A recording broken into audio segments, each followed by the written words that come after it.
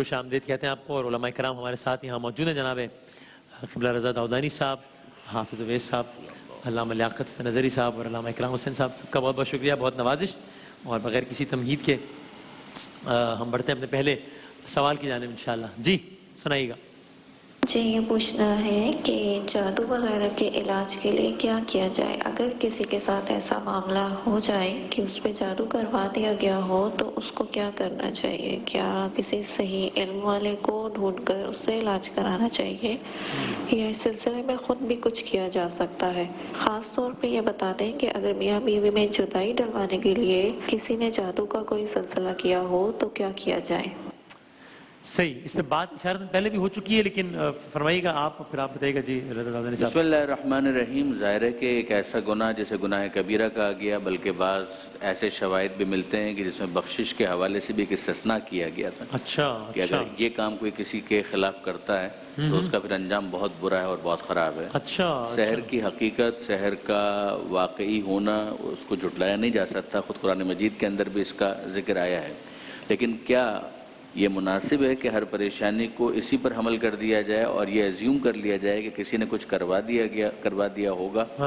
میرے خیال میں اس حوالے سے نفسیاتی مسائل بہت زیادہ ہیں سوسائٹی اور معاشرے کے اندر. اس کی وجہ سے پھر ایکسپلائٹیشن کا دروازہ بھی کھلتا ہے استحصال کا. اس لیے کہ بہت سارے افراد، کیونکہ معاملہ ایسا ہے نا کہ جس کا کوئی لٹمس پیپر ٹیسٹ تو ہے نہیں، تو اس کی وجہ سے پھر استحصال شروع ہوتا ہے. اور بہت سارے افراد اس طرح کی ایک امید دلاتے ہیں کہ نہیں جناب آپ کے اوپر کروا دیا گیا ہے کچھ اور آپ کو کسی نہ کسی سحر کا شکار کر دیا گیا ہے. اگر آپ کسی بھی شخص سے یہ پوچھیں نا اس وقت کہ بھائی آپ کی زندگی میں ایک بہت بڑی پریشانی ہے، تو وہ کہے گا کہ جی ہاں بالکل آپ صحیح کہہ رہے ہیں کہ میری زندگی میں ایک بہت بڑی پریشانی ہے. جیسے کہ پریشانیوں کے بغیر تو زندگی کا کوئی مطلب ہی نہیں ہے. لَتَرْكَبُنَّ طَبَقًا عَنْ طَبَقٍ. تو یہ تو ایک کے بعد دوسرا مرحلہ ہوگا. پہلے مرحلے کے اندر اس کو ایسے کسی سحر یا جادو پر حمل کرنا، میں اس کو دانش مندی نہیں سمجھتا، جس کی وجہ سے اسی ایکسپلائٹیشن کا دروازہ کھلتا ہے. پہلے مرحلے میں ایک اصول ذہن میں رکھنا چاہیے کہ یہ دنیا جو ہے عیاشی کی جگہ نہیں ہے. یہ دنیا امتحان کی جگہ ہے، دار ابتلا ہے. یہاں پر آزمائش کے لیے بھیجا گیا ہے، تو مختلف انداز سے ون وے اور دا ادر انسان کی آزمائش ہوگی. ہاں کبھی ایسا ہو سکتا ہے کہ ذہن کے اندر خیال آ جائے، اس خیال کو جتنا ہو سکے جھٹک دینا چاہیے، اور صدقے کے ذریعے سے، قرآن مجید کے سوروں کی تلاوت کے ذریعے سے، سورہ معوذتین جو ہیں، سورہ فلق اور سورہ ناس، یہ دونوں سورے بہت مؤثر ہیں. مسئلہ یہ ہے کہ بعض چیزیں اتنے روٹین کے اندر ہوتی ہیں کہ انسان اس کی اہمیت کو نہیں محسوس کر پا رہا ہوتا ہے. ورنہ آپ لفظوں پر غور کریں. قل کہہ دیجئے اعوذ برب الفلق، میں پناہ میں آتا ہوں فلق کے پروردگار کی. قل اعوذ برب الناس، کہہ دیجئے میں پناہ میں آتا ہوں جو انسانوں کا پروردگار ہے، میں اس کی پناہ میں آتا ہوں. جب پروردگار خود ایک وظیفہ، یعنی آپ نوٹ کیجئے وظیفہ ہی مانگ رہے ہیں نا، کہ اگر پروردگار خود ایک وظیفہ سجیسٹ کر رہا ہے، تجویز کر رہا ہے کہ یوں کہو، تو اس سے بہتر کیا وظیفہ ہو سکتا ہے.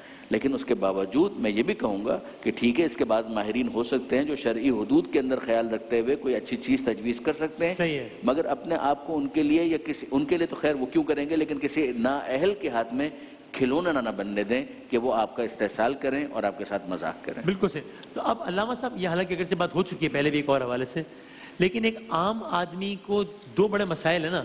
ایک یہ کہ اگر میں پریشان ہوں تو مجھے کیسے پتہ چلے کہ یہ جادو ہے یا وہ انہی پریشانیوں کا تسلسل ہے جو زندگی کا حصہ ہے، نمبر ایک. دوسرا کہ اگر پتہ چل گیا کہ جادو ہے تو مجھے کیسے پتہ چلے کہ یہ جو فلاں مسٹر ایکس وائی زیڈ ہے یہ صحیح آدمی ہے عمل کے لیے یا اپنی دکان چلا رہے ہیں؟ کیا کریں؟ بسم اللہ الرحمن الرحیم. جیسے کہ جادو کے حوالے سے جو باتیں ذکر کی گئی بالکل یہی مسلمات ہیں. دیکھیں، ایک تو یہ حقیقت ہے کہ جادو برحق ہے اور جادو کا قرآن مجید فرقان حمید کے اندر ذکر ہے. صحیح ہے. لیکن یہ حقیقت ہے کہ جادو کو اتارنے کے لیے، جیسے پہلے بھی سوال ہوا، تو کیا کالے کو اتارنے کے لیے کسی کالے کے پاس جانا پڑے گا اور غلط عمل کرنا پڑے گا؟ یہ عوام الناس کے اندر ایک بڑا مشہور کیا ہوا ان عاملین نے، جن کی یہ دکانیں ہیں اور جن کے یہ دندے ہیں اور یہ قوم کو جو لوٹ رہے ہیں، ان کا ایمان بھی برباد کر رہے ہیں، ان کی عزتیں بھی برباد کر رہے ہیں، ان کا مال بھی برباد کر رہے ہیں. اور یہ باقاعدہ انہیں عوام الناس کے اندر یہ مشہور کیا ہوا کہ دیکھیں بھئی جادو کا تو کوئی اور حل ہے ہی نہیں سوائے جادو کے. بالکل روحانیت کے اندر تو کچھ بھی نہیں. آپ کو اس کے لیے جادو ہی کرانا پڑے گا، کالے ہی کے پاس جانا پڑے گا، جادوگر کے پاس جانا پڑے گا. سب سے بڑا عوامی مسئلہ یہ ہے، جیسے آپ نے کہا کہ ان کی دکانیں چلتی اسی دندے کے ساتھ ہیں، تو اتنے بڑے پلیٹ فارم پر بار بار ہم قوم کو یہ کہتے ہیں کہ دیکھیں اگر سب سے پہلی بات یہ کہ ضروری نہیں کہ ہمیشہ ہی جادو ہو، نظر بد بھی ہو جاتی ہے، حالات واقعات معاملات ہوتے ہیں، نشیب و فراز ہوتے ہیں، کاروبار میں اپ اینڈ ڈاؤن ہوتا رہتا ہے، تکلیف مصائب آتے رہتے ہیں، اللہ کے نیک بندوں پر مصائب تکلیف آئی ہیں اور یہ زندگی کا حصہ ہے۔ اور علامہ صاحب غیب کا علم تو ظاہر خدا کے پاس ہے، لیکن میں آپ میں ویسے چونکہ آپ لوگوں سے لوگ بہت رابطہ کرتے ہیں اس حوالے سے، آپ کی ایک آبزرویشن کیا ہے کہ اگر مثلا اگر 100 لوگ یہ سمجھ رہے ہوتے ہیں کہ ہمارے ساتھ جو ہے نا یہ جادو ہے، تو آپ کے خیال میں حقیقتاً وہ تناسب کتنا ہوتا ہوگا؟ بہت کم ہوتا ہے، اچھا، بہت ہی کم ہوتا ہے۔ 100 لوگ سمجھ رہے ہوتے ہیں تو 5-10% اصل میں واقعی ایسا ہوتا ہے؟ 1% بڑی مشکل سے اچھا، بالکل تائید کرنا چاہوں گا۔ اچھا، 1% اتنا مبالغہ ہے، اتنا زیادہ مبالغہ ہے؟ 99% مبالغہ ہے۔ اسی طرح جنات کا بھی جو کہتے ہیں کہ جنات آ گئے، کسی کو مرگی کا پرابلم ہوتا ہے، کسی کو کیا بیماری ہوتی ہے، کچھ بچیوں کے جو ہے نا ماہواری کے ایام میں آگے پیچھے ہو جاتے ہیں، ان کی طبیعتیں خراب ہوتی ہیں، تو وہ سب کو جو ہے سب کو اسی طرح ڈالا جا رہا ہے جیسے آج کل ڈالا جا رہا ہے، سب کو جادو کے کھاتے میں اور جنات کے کھاتے میں ڈال دیا جاتا ہے۔ اس لیے سب سے بڑی بات دوسرا انہوں نے پوچھا ہے کہ اس کا حل کیا ہے؟ دیکھیں اس کا حل یہ جو معوذتین کا ذکر کیا ہے، ان کا شان نزول یہ ہے۔ اللہ بتائیں۔ ایک یہودی نے نبی کریم صلی اللہ علیہ وسلم پر جادو کیا، حضور علیہ السلام کے دل پر اس کا کوئی اثر نہیں ہوا۔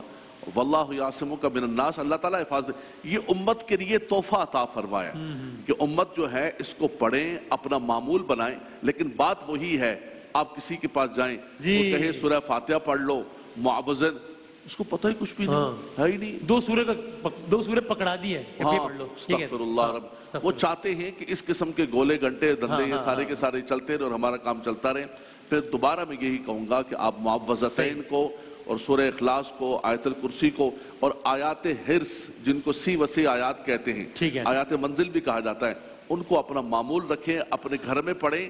اللہ تبارک و تعالیٰ آپ کو سحر سے جادو سے بالکل محفوظ فرمائے گا اور یہ شکوک و شبہات کی دنیا سے نکل جائیں آپ۔ اور جو میرا سوال تھا علامہ اکرام صاحب، اس کو تو پھر جانچنے کا کوئی پیمانہ تو نہیں ہے نا؟ یہ بڑا مشکل ہوگا نا اس کا جواب دینا تو کہ بھائی کیسے 10 لوگ جو دعویٰ کر رہے ہیں کہ ہم جادو کا علاج کریں گے، کون صحیح ہے کون غلط ہے، تو کوئی جانچنے کا معیار تو نہیں ہو سکتا، کیا کریں؟ اعوذ باللہ من الشیطان الرجیم، بسم اللہ الرحمن الرحیم۔ ایک معیار ہم اپنے طور پر ضرور قائم کر سکتے ہیں، وہ کیا کہ اگر کوئی شخص آپ کو یہ کہتا ہوا نظر آئے کہ جادو کا توڑ جادو سے ہی ہوگا، تو وہ تو کام خراب تو آپ کو یہ پتہ چل گیا۔ صحیح۔ پھر اس کے بعد دوسرا طریقہ کار یہ ہے کہ وہ اگر آپ کو کوئی ایسے معمولات میں مشغول کر رہا ہے کہ جو خلاف شرع ہیں، جس کی شریعت مطہرہ اجازت نہیں دیتی، یہ بھی ایک پیمانہ خود دین اسلام نے دے دیا کہ دین اسلام سے منحرف کوئی شخص آپ کا فائدہ نہیں کر سکتا، آپ کا نقصان ہی کر سکتا ہے۔ وہ آپ کی جیب خالی کرنے کے لیے مختلف ہیلے بہانے تو کر سکتا ہے، لیکن آپ کو فائدہ کوئی نہیں دے سکتا۔ یہ ہمیں ضرور اس میں یہ والی کیٹیگری بھی آ گئی کہ وہی کہ انڈے پہ پھونک کے اور پھر منگو پیر کی پہاڑی پہ جا کے کرو، یہ بھی خلاف شرع ہے، وہ یعنی اس طرح کے اگر کوئی عمل بتا رہا ہے؟ نہیں، خلاف شرع سے مراد یہ کہ کوئی کفریہ کلمات اچھا وہ ایسے صادر کروا رہا ہے زبان سے، یا کچھ ایسا پڑھنے کو دے رہا ہے کہ جس کا حقیقت سے کوئی تعلق نہ ہو، تو ان چیزوں سے بہرحال ہمیں اجتناب بھی کرنا ہے۔ اور اس طور پر ہمیں کم از کم ضرور دیکھ لینا چاہیے کہ اللہ کے کلام سے بابرکت کچھ نہیں ہو سکتا، جیسے علامہ صاحب نے فرمایا کہ شان نزول کو ہی دیکھ لیں، اس سے بڑھ کر اور مستند بات ہمارے لیے اور کیا ہو سکتی ہے؟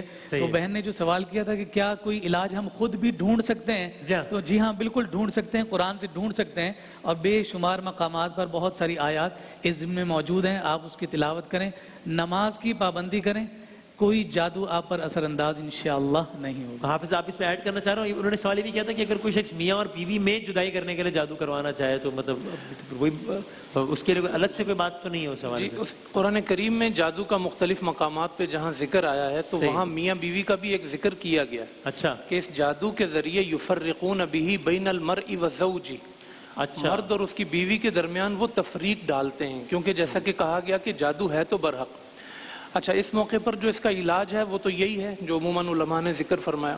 اچھا، مزید اس میں ایک چیز یہ کہ بعض اوقات ایسا ہوتا ہے کہ بیماری کے ظاہری اسباب جو ہوتے ہیں نا وہ ہمارے سامنے مخفی ہو جاتے ہیں، پتہ ہی نہیں چل رہا ہوتا کہ بھئی ٹیسٹ کرا رہے ہیں تو وہ بھی کلیئر آ رہے ہیں، باقی ساری چیزیں صاف ستھری ہیں، لیکن ایک مرض جان ہی نہیں چھوڑ رہا، وہاں یہ شبہ پیدا ہوتا ہے، وہاں نظر بھی ہو سکتی ہے، جادو بھی ہو سکتا ہے، تو اس کے علاج کی طرف جایا جائے۔ صحیح ہے۔ اچھا، اس میں ایک حوصلہ افزا بات یہ ہے کہ قرآن نے یہ کلیئر کر دیا ہے وَلَا يُفْلِحُ السَّاحِرُ حَيْثُ أَتَى، کہ جادوگر جہاں سے بھی آئے ناکام ہوگا، اچھا، کامیاب نہیں ہوگا۔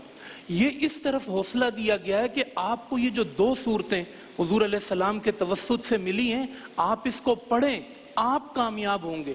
جادوگر کامیاب حتمی کامیابی جادو کرنے والے کی نہیں ہو سکتی، اللہ اس کا ساتھ نہیں دے گا، اس کے ساتھ اللہ نہیں ہے، اللہ ہوتا ہے کرامت کے ساتھ، کبھی دیکھتے نا معجزے کے ساتھ، اور اس پہ اثر بھی ہو گیا تو جادوگر اثر کر گیا تو جادوگر تو کامیاب ہو گیا نا، بس نہیں، ایک ہوتی ہے وقتی آزمائش، اچھا، اور ایک ہوتا ہے یخیل الیہ من سحرہم، اس کو تخیل بھی کہا قرآن نے، یعنی ایک وقتی طور پہ یہ آتا ہے اور اس کا اثر ظاہر ہو جاتا ہے، لیکن پھر یہ جیسے آتا ہے نا اسی تیزی سے، جیسے حضرت موسیٰ علیہ السلام کے سامنے سانپ آئے، ایک لمحے کے لیے وہ تھے، لیکن اگلے ہی لمحے میں جب کرامت اور معجزہ آیا تو وہ ایک دم ختم ہوتے چلے۔ حتمی کامیابی جادو کرنے والے کی نہیں ہو سکتی، حتمی کامیابی جو ہے وہ قرآن کی ہے، معوذتین آیت کے حوالے سے بتا رہے ہیں، ہاں، اور یہ یقین کے ساتھ آپ کریں گے، آپ کو کہیں جانے کی ضرورت نہیں، انشاءاللہ یہ معوذتین اللہ نے آپ کو بھی عطا کی، سبحان اللہ، قرآن سبحان سب کو اللہ، دیا۔ کیا کہنا ہے؟ بالکل، میں مفتی عبید صاحب کی بات کو 100% انڈوز کرنا چاہوں گا، اور ساتھ ہی گزارش کروں کہ توحید کا نتیجہ ہے توکل،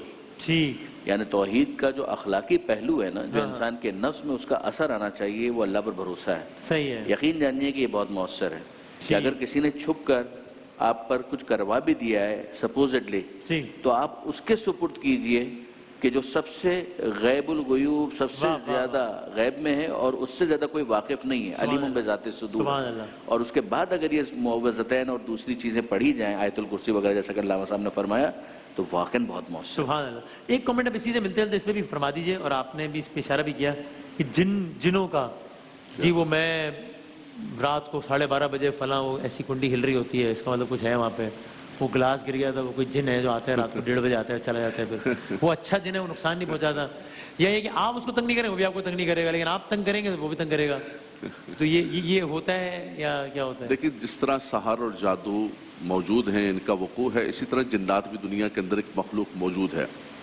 جنات لوگوں کو ستاتے بھی ہیں، پریشان بھی کرتے ہیں، خاص طور پر ہمارا کشمیر سے تعلق ہے، ہمارے دیہاتی اور پہاڑی علاقے کے اندر خواتین کبھی رات کو نکلتی ہیں یا شادی کسی سے آ رہی تو کئی خواتین کے ساتھ ہوا ہے، اچھا، لیکن ہمارے ہاں خاص طور پہ شہری آبادی کے اندر یہ جو گلاس کے گرنے پر بھی، اور کوئی اچانک لائٹ کو بلب فیوز ہو گیا، کچھ ہو گیا، تو اس پر بھی جن کو شامل کر لیا جاتا ہے، یہ بہت زیادتی ہے، ایسا کچھ بھی نہیں ہے، اس کا یہی طریقہ ہے۔ یہ ساری چیزیں وسیم بھائی مسلمانوں کے اندر تب زیادہ پروان چڑھ گئیں کہ جب مسلمان اصل چیزوں سے دور ہو گئے، جیسے جیسے قوم قرآن سے دور ہوتی گئی، نماز سے دور ہوتی گئی، ذکر اذکار سے دور ہوتی گئی، اس طرح یہ جو دوسری دکانیں ہیں لوگوں کی، یہ کھلتی گئیں اور ان کا بازار گرم ہوتا گیا۔ اچھا، آج دیکھیں قوم، امت، نزول قرآن کا مہینہ ہے، آج قرآن کی طرف زیادہ آنے کے لیے تیار ہے، سب اسی چکر کے اندر ہے کہ کوئی 1 منٹ والا وظیفہ مل جائے، کوئی 1 منٹ والی چیز مل جائے۔ مجھے تو لگتا ہے مفتی صاحب نے ایک مرتبہ، منیب الرحمان صاحب نے ڈیفنس میں بات کہی تھی کہ چند سال بعد یہ کہیں گے کہ ہماری طبیعت ٹھیک نہیں ہے، ایک تعویذ بنائیں، اس تعویذ کو بنا کے نا مولانا صاحب آپ اپنے گلے میں پہن لیں، یعنی ہر مصیبت کو خود کر رہے ہیں آپ، مسئلہ حل ہو جائے گا۔ ایسا نہیں ہے، آپ کو خود اپنے گھروں کے اندر قرآن پڑھنا پڑے گا۔ حضور نے فرمایا لا تجعلوا بیوتکم مقابر، گھروں کو قبرستان نہ بناؤ۔ گھروں میں جب قرآن پڑھا جائے گا تو نہ کوئی جنات آئیں گے، نہ کوئی جنات آئیں گے، نہ کوئی آصیب آئیں گے، نہ حسد آئے گا، نہ سحر آئے گا، نہ جادو آئے گا۔ اور بہت بڑی بات کہی علامہ صاحب نے کہ حتمی یہ ہے کہ سحر اور جادو کبھی بھی کامیاب نہیں، کامیاب اللہ کا کلام ہوگا۔ یہ بہت خوبصورت فیصلہ قرآن کا سنا دیا۔ میں سمجھتا ہوں اس کے بعد کسی مسلمان کو جو ہے اپنے ذہن میں شکوک و شبہات نہیں لے کے آنے چاہیے۔ اس آیت کا حوالہ بھی بتائیں گے کہ تاکہ لوگ ہمارے اس پر باقاعدہ۔ جی، یہ سورہ طٰہٰ کی آیت ہے، تھوڑی دیر میں اس کا نمبر بھی میں بتا دیتا ہوں۔ سبحان اللہ، کیا کہہ رہے ہیں، واہ، یہ واقعی بڑی زبردست حوصلہ افزا بات، سبحان اللہ۔ اگلا سوال ذرا سنائیے گا جی، جی بیٹا اگلا سوال سنائیے گا۔ میرا سوال یہ ہے پینل سے کہ میرے ایک دوست ہیں جن کے بھائی کا بھی ریسنٹلی انتقال ہوا، اور انہوں نے ان کو اپنے والد صاحب کی قبر میں، ان کے والد صاحب کا 1 سال پہلے انتقال ہوا تھا، اسی میں دفنا دیا۔ ان کی لاجک یہ ہے کہ ایک قبر سے 70 مردے نکلیں گے قیامت کے روز، تو کیا انہوں نے یہ صحیح کیا؟ قبر میں 2 ایک ہی قبر کے اندر 2 کو دفناتے؟ ہاں دیکھیں، ایک قبر میں 2 کو نہیں دفنانا چاہیے تھا، الگ دفناتے، لیکن اگر حالات و واقعات کے تحت ہے، مثال کے طور پر اس وقت تو یہ صورتحال بنی ہے کہ یورپ کے اندر جو ہے ایک قبر کے اندر جو ہے 15 20 میتوں کو دفنایا گیا۔ اصل اصول وہی جو مسلمانوں کا معمول ہے وہ کرنا چاہیے تھا، لیکن بہرحال دفنا دیا تو اب نکالنے کی ضرورت نہیں اور منتقل کرنے کی ضرورت نہیں ہے۔ ٹھیک، اوکے۔ اگلا سوال علامہ اکرام سے بتائے گا۔ میں گزارش بھی کروں گا، وہ مجھے اہل خانہ نے خاص درخواست بھی کی تھی، تو میری مامی بھی کورونا کے مرض سے لڑ رہی تھی، اور آج صبح ان کا انتقال ہو گیا کورونا سے، تو ان کے اہل خانہ نے کہا تھا کہ علماء کرام سے گزارش کیجیے گا، دعا کیجیے گا اللہ تعالیٰ انشاءاللہ اللہ تبارک و تعالیٰ ان کی بخشش و مغفرت فرمائے، آپ کی مامی کی رب تبارک و تعالیٰ بخشش و مغفرت فرمائے۔ ہمارے امین بھائی کا میں دعا کروائی صبح ہم نے، جاپان بیٹری والے، ان کا بھی آج انتقال ہو گیا، کورونا ہی سے انتقال ہوا، رب تبارک و تعالیٰ ان کی بھی مغفرت فرمائے۔ تمام لواحقین کو اللہ تبارک و تعالیٰ صبر جمیل الہ آمین، الہ آمین، جزاک اللہ۔ بڑا سوال سنائے گا، علامہ اکرام صاحب جواب دیں گے انشاءاللہ۔ جی، میرا یہ سوال ہے کہ ہم نے بہت سنا ہوا ہے کہ عصر اور مغرب کے درمیان نہ گھر میں جھاڑو دیتے ہیں نہ قرآن پاک پڑھتے ہیں، تو کیا ایسا کرنا صحیح ہے؟ ہاں جی، کیا عصر اور مغرب کے درمیان جھاڑو نہیں دینا چاہیے، ہم نے سنا ہے، بلکہ پوچھیں کہ ہم نے سنا ہے قرآن بھی نہیں پڑھنا چاہیے عصر اور مغرب کے دوران۔ اعوذ باللہ من الشیطان الرجیم، بسم اللہ الرحمن الرحیم۔ دیکھیے، عصر کے بعد سے مغرب تک کا جو وقت ہے، اس کے حوالے سے یہ بات تو ضرور ہمیں ملتی ہے کہ جب عصر کی نماز ادا کر لی، تو اس عصر کی نماز کے ادا کرنے کے بعد کوئی سجدہ نہیں کیا جائے گا یا کوئی قضا نماز ادا نہیں کی جائے گی۔ ہاں، سجدہ تلاوت کے حوالے سے بعض علماء اجازت دیتے ہیں کہ اگر اس وقت تلاوت کر رہا ہو۔ اچھا، غروب آفتاب سے 20 منٹ قبل جو ہے وہ چونکہ زوال کے وقت کے اثرات ہوتے ہیں، تو اس وقت میں پھر اور زیادہ منع کر دیا جاتا ہے کہ وہ مکروہ وقت ہوتا ہے۔ قرآن مجید فرقان حمید کی تلاوت کے حوالے سے شرعی اعتبار سے منع نہیں ہے، وہ تلاوت 24 گھنٹے کسی بھی وقت کی جائے تو وہ کی جا سکتی ہے، مگر بعض صوفیاء اس سے اجتناب کے لیے کہتے ہیں، لیکن اسے کوئی ایسی شرعی اعتبار سے کوئی حرج والی بات نہیں ہے۔